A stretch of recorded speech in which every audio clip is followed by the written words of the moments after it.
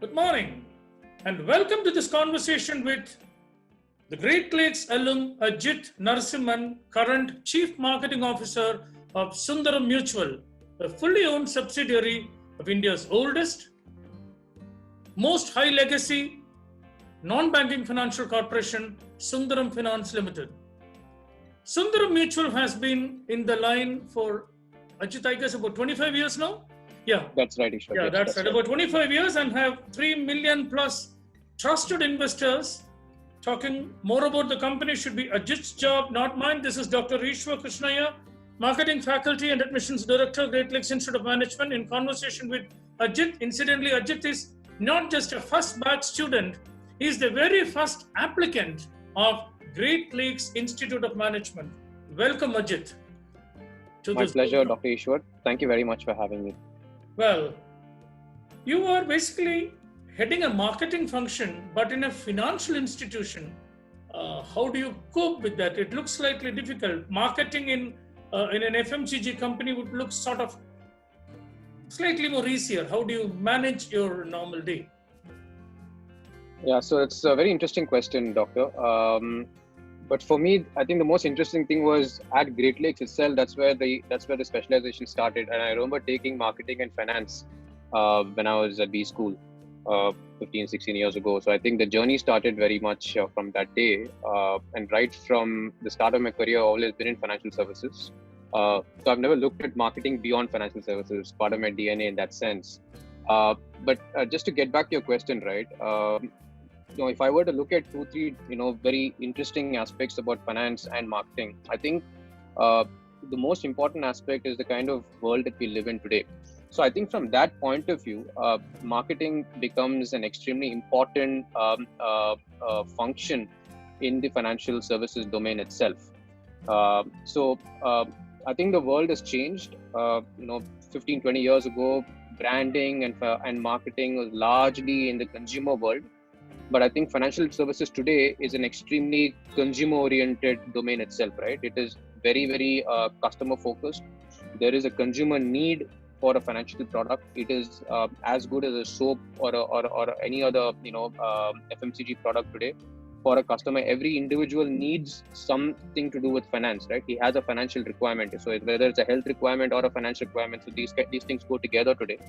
So from that point of view, I think marketing plays an extremely crucial role in financial services. I would argue that, if you break financial services into two parts, there is the manufacturing element, which is the domain part of it.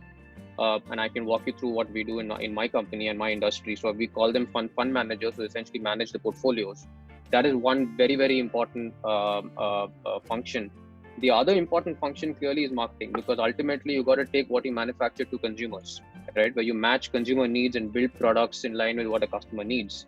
And post taking it to the customer, it's about engaging and servicing, right? So the entire aspect of taking a product to the customer and then engaging, and then after sales, service, engagement. So the whole host of what we learned, as far as what marketing was typically taught to us in that sense, is very relevant in financial services today. You were talking about things really changing in the last few years, and I'm sure technology would have played a crucial role in driving this paradigm change. Can you talk about the role of technology in today's financial markets, financial sector? Absolutely, Dr. Easwar. Absolutely. I think tech has played the single biggest role in changing the way financial services are actually consumed. And I use that word very consciously because, access to financial products has been our single biggest pain point, especially in a country like ours over the last 25, 30 years, right? We talk about democratization of financial products. We've talked about JAM, the Trinity, the India stack that has been built out, Aadhaar, all of this. I think technology is the backbone, and we've also benefited immensely from technology itself. So I can look at it from 2-3 perspectives.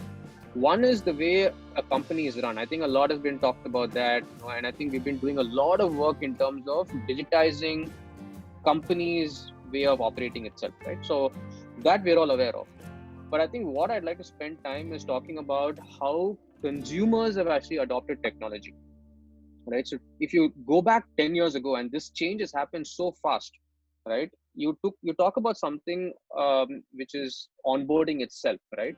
A typical use case of how a consumer bought a mutual fund, or how a consumer opened a savings account, or how a consumer bought an insurance product, or how a consumer bought a credit card, right? Some of the financial products. This is completely transformed over the last 5 to 6 years, right? So onboarding fundamentally in India comes under the realm of KYC, which is know your customer. Typically, a KYC process involved a lot of paperwork, right? And it also involved a lot of, physical wet signature, right? And multiple documents, right? That's how we all opened bank accounts 25, 30 years ago. That's how, our parents perhaps bought an insurance policy 25, 30 years ago. That is completely transformed online today, right? You can sit at home. In fact, I had this experience of building India's first paperless mutual fund product during my stint at Bank Bazaar a few years ago. And that became an industry standard where today you can actually complete a KYC sitting at home in 3 taps with your mobile phone. Not at home, actually, you can sit anywhere to that extent. But it's as simple as 10 seconds, you can complete a KYC, right? What used to take many days of effort, right? And a lot of money now is completely online and can be done in 10 seconds, right? So once you break that barrier to entry, then you're saying anyone and everyone who has a mobile phone and has a good data network can actually complete a KYC. I think after KYC, the most important aspect is in terms of customer engagement and customer awareness, right? So as you're aware, Mutual Funds and FinTech as a campaign has resulted in a lot of people getting to understand what mutual fund as a product is. So now it's a truly retail product. It's not really an exclusive product meant only for some ultra HNI or an HNI, right? The super rich customers. It is meant for anyone and everyone, right? So in that context, so people like us are doing a lot of work digitally in terms of promoting a lot of videos, promoting a lot of blogs, podcasts, etc., and people are consuming it, right? So from a marketeer's point of view, what's happened today is that the entire the time taken for someone to understand a product, believe that he has an inherent need for a product, and for him to actually buy that product. In the olden days, used to take anywhere between 25, 30, 45, 50 days. People used to take years, right, from the time they understand and actually make that decision to buy a product. That is completely transformed with the technology, because people learn, people decide and make that intent to buy, and they're able to tap 3 buttons and buy the product online today, right?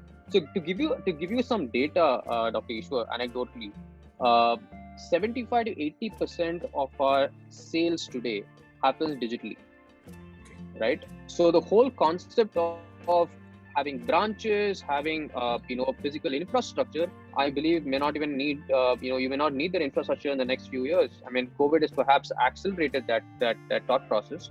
But be that as may be, I think this conversation started years ago, where we've looked at virtualizing branches, we've looked at virtual relationship managers, because the whole the whole aspect of digitization from a customer interaction point of view has transformed, and that is where financial services seems to be gaining momentum, right? So that is and ultimately what is a fintech company's dream is that, right? A fintech company's dream is to ensure that every Indian or anyone in the world is able to access his financial needs on his mobile phone.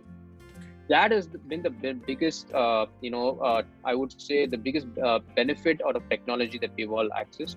The third aspect, I think, is also in terms of what we call, ease of doing business from a company's point of view, right?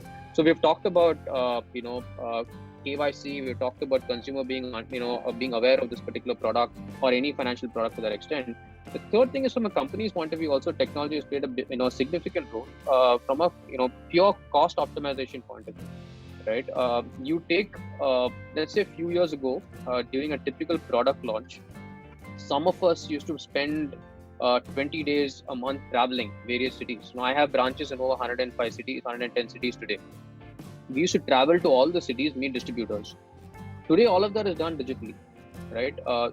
So it drastically reduces your customer acquisition cost, right? Absolutely. The entire customer acquisition cost comes down. Our distributor acquisition cost comes down. My travel costs have come down completely. So I think some of these, and some of this has obviously got accelerated again due to COVID, but these are behavioral shifts that have happened, right? And I don't believe you're going to go back, because we've seen the advantages of all of this in the last 4-5 months. And I think some of these changes are here for good. So, technology has played a massive role in terms of, the way consumers are viewing products, consumers are consuming products, manufacturers like us are actually taking products to consumers and distributors. For me, distributors are also my customers. So the entire manufacturer distributor relationship is completely digital today. Physical meetings are not happening as we speak, and I don't see physical meetings happening in the future. I don't think there is a need for it any longer. So in the last 16 years, what were those key skills which you picked up in the market? Obviously, the trigger for those skills would have been Great Lakes Institute of Management in 2004-5. But then, what are those skill sets which you possess, which has taken you to where you are right now?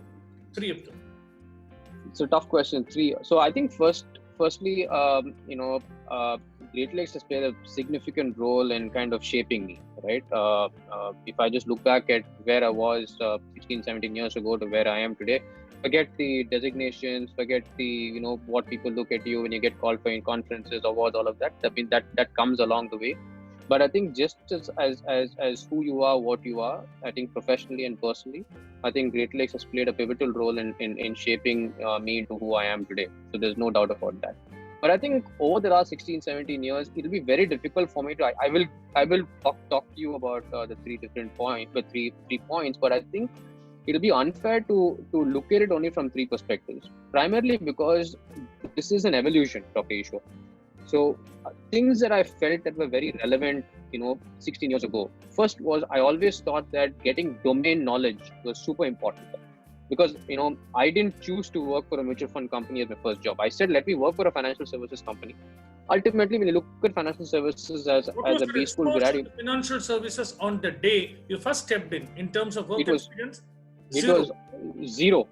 Okay. Zero. Can I interrupt you for a minute? Students who are listening to this video, please listen.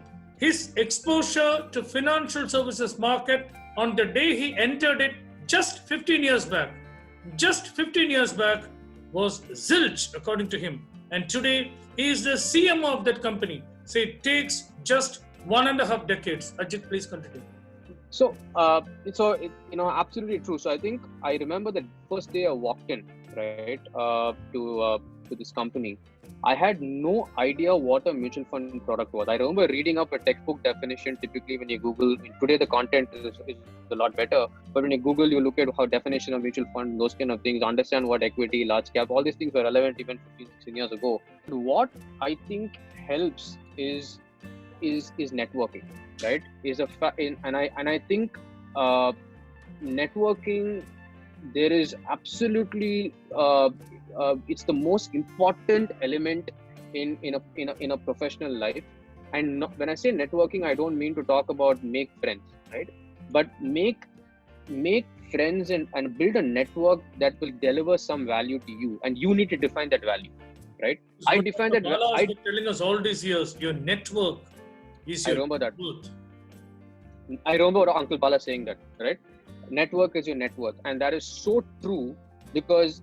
And this needs to happen consciously, right? So very early on, I realized, obviously I had aspirations, I had dreams, and I didn't do this with A, B, C, D, E, but I made a lot of friends in this area of work. And I made friends I believe will actually teach me, right? Because ultimately, I remember my first job was in sales. I was an assistant manager of sales for a particular channel. That was my first job, and going and meeting distributors and asking them to sell the product, right? But how do I ask them to sell a product that I don't understand, right?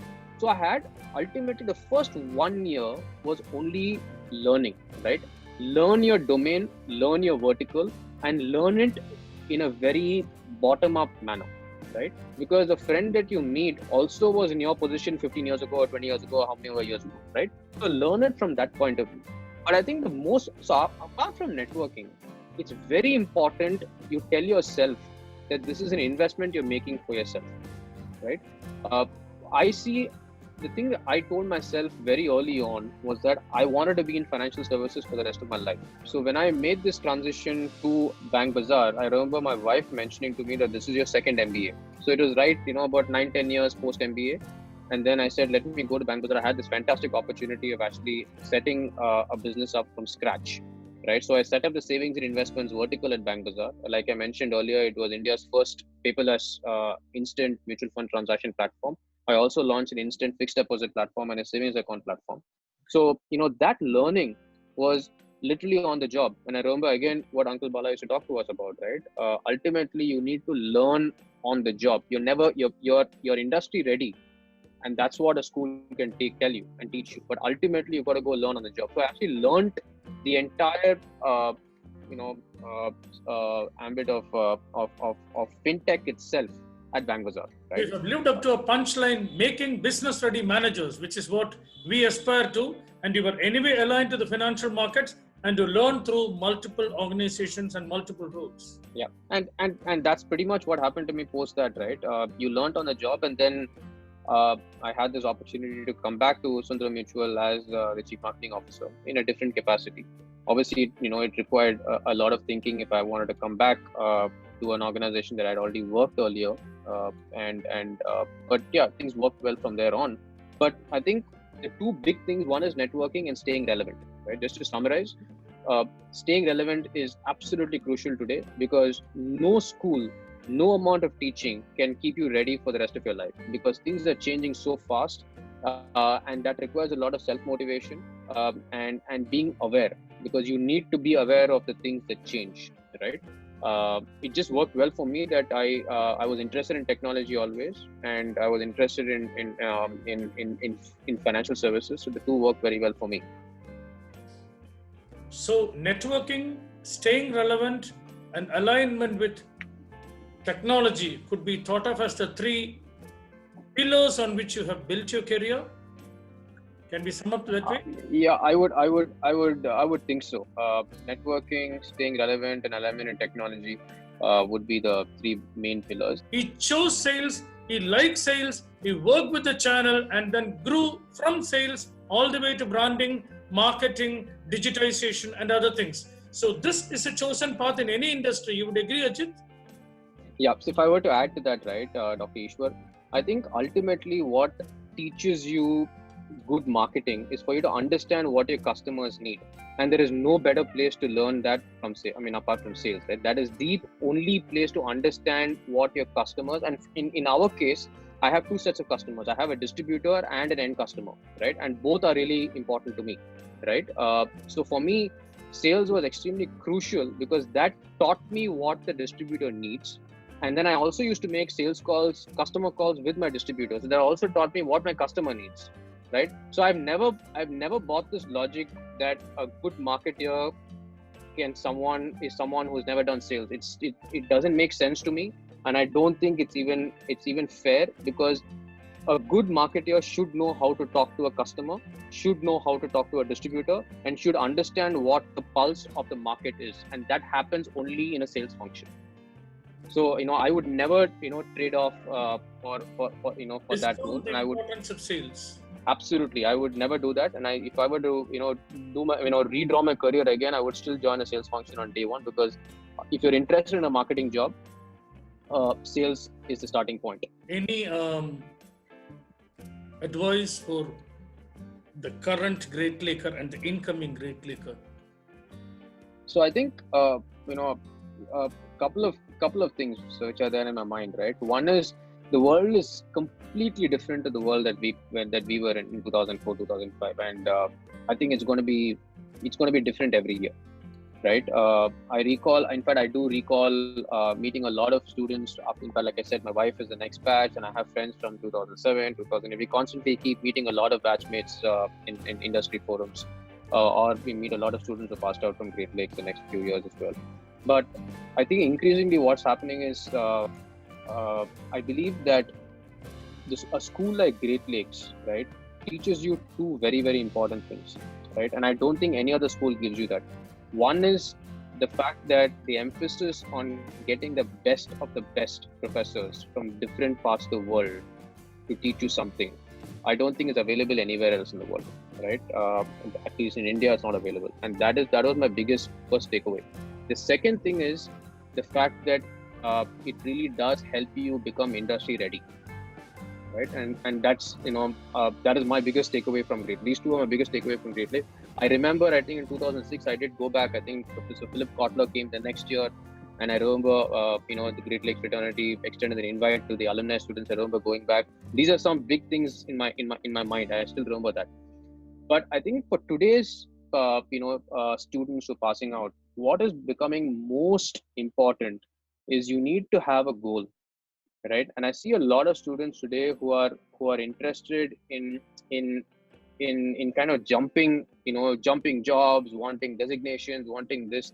Look, at the end of the day, a career is long, right? Nobody builds a career in 2 years or 3 years or 5 years, right? It takes 15 years. So I can say this from a mutual fund point of view, right? I keep talking to consumers and distributors. Nobody creates wealth overnight. Yeah, you will find someone who's created a fantastic tech product, sells it off at $1 billion valuation and becomes a millionaire overnight. But those are far and few, right? Creating wealth takes time. Creating wealth takes patience, right? Same way, a career, you need patience and you need perfect. No, but it's true, right? Wealth is never created overnight. You don't create wealth overnight. You don't build businesses overnight. And I recall, in your introductory statements, you spoke about Sundaram Finance, right? Sundaram Finance is a 70-year-old company, right? It is not built overnight. These are institutions which are built, over time. The same way, I believe a career ought to be built over time. You don't build careers. A career is inherently long. A career is not 3 years, 4 years. So when you start off post B school, right? Irrespective of how many years pre B school experience you have to take fresh guard, right? I remember Sunil Gavaskar saying this, I think after 3400s or 3500s, right? Every innings, you got to come back and take a fresh guard. You can't say, look, I've scored 100 in my previous innings, I can start hitting the ball. It doesn't work that way. So once you finish B school, irrespective of how many years you've had before that in the market, take a fresh guard and look at it as a test match, right? We live in a world of T20. We live in a world of everything being instant and fast. I don't think careers are going to be made. If you're a whiz kid, you have a tech idea, you have a great innovative idea, you want to build something and sell it off and make $1 million, that's fine. But that will again be very, very far and few. For most of us, you got to invest time, energy, effort, and be in this for the long haul, right? Once you set yourself that goal, then I believe, you have the world to beat, right? And you can build yourself a fantastic career in whichever area, whichever vertical, whichever domain you choose. And the second thing is, like I said earlier, augmenting skill sets are more crucial today than it was ever before, right? You've got to stay relevant. Things are changing so fast. No amount of education today will keep you ready for the rest of your life. The most important element in education, it teaches you the fundamentals, teaches you the basics for you to keep augmenting. It's exactly like a tech product today. You have version 1, version 2, version 3, version 4, version 5. Your life is the same thing, right? So the learning never stops. And I think something like Great Lakes teaches you that. It teaches you that learning is for life. You don't stop learning post B school, right? So these are two important messages that I think. So patience, career isn't built overnight. I genuinely believe in that. And the second thing is that it's continuous learning, right? Whatever field you choose, you've got to find a way to keep refreshing yourself and staying relevant. With that, we conclude our alumni conversation with one of the best we can get out of the market, Ajith Narasimhan, Chief Marketing Officer, Sundaram Mutual. Thank you, Ajit, for sharing a lot of time, a lot of wonderful thoughts with the school. Thank you. Thank you, Doctor.